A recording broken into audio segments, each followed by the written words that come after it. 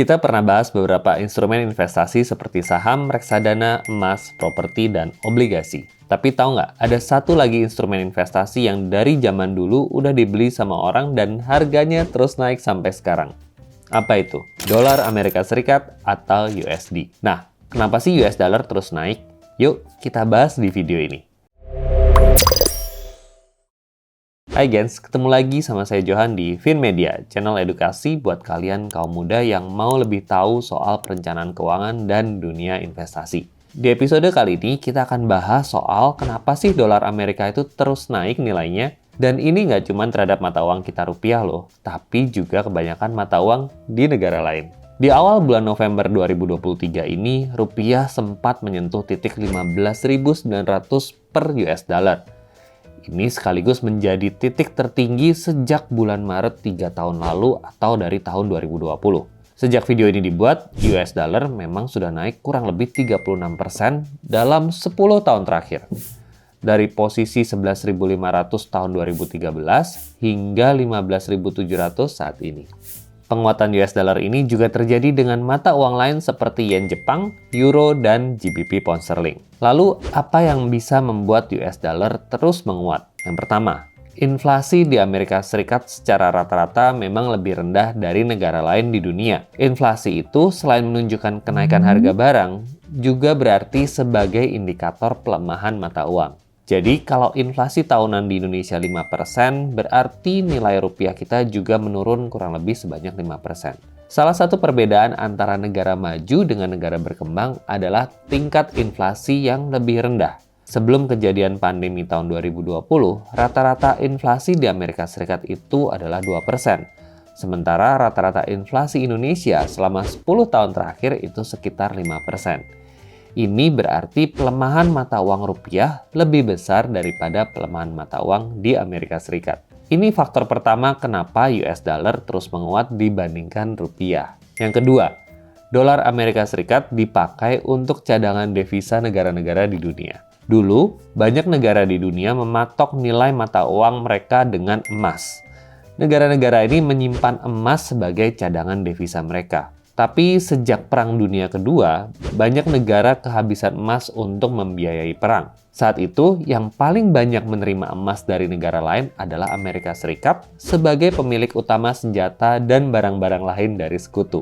Akibatnya, sejak itu dibuat perjanjian bahwa mata uang dunia tidak lagi dipatok dengan emas, tapi dengan US dollar. Itulah asal-muasal kenapa US dollar menjadi cadangan devisa paling besar dari negara-negara di dunia. Nah, berdasarkan data IMF di kuartal 1 2023, US dollar itu memiliki porsi sebesar 59% dalam cadangan devisa dunia, disusul oleh euro 19,7% dan yen Jepang 5,47%. Setiap ada ketidakpastian global seperti pandemi, perang, atau krisis ekonomi global, setiap negara pasti akan mencoba untuk memperbanyak cadangan devisa supaya menjaga stabilitas mata uang dan menjaga neraca pembayaran mereka. Akibatnya, dolar Amerika Serikat selalu dicari dan dibutuhkan oleh seluruh negara di dunia. Nah, dua kondisi di atas tadi didorong lagi dengan kenaikan harga komoditas seperti minyak yang terjadi kurang lebih 2 tahun terakhir. Ini mengakibatkan negara-negara pengimpor minyak seperti Indonesia terpaksa membayar lebih mahal dalam US dollar mata uang patokan harga minyak. Lalu, bagaimana caranya buat investasi di US dollar?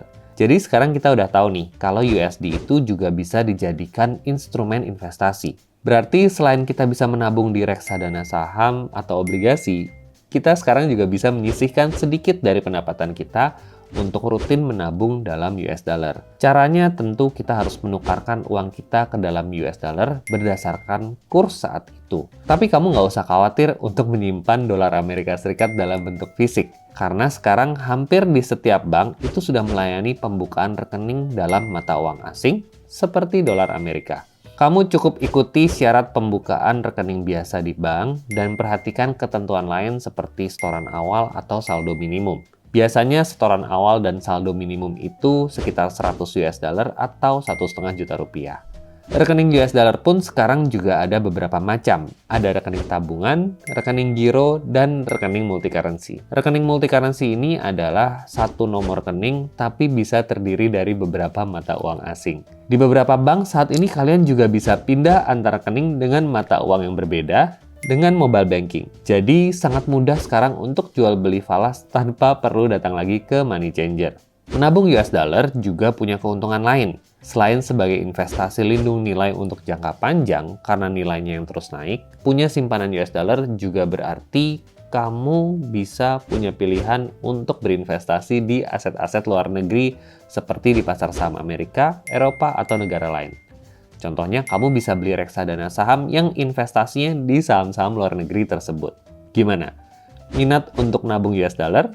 Selamat mencoba dan sampai ketemu di episode berikutnya.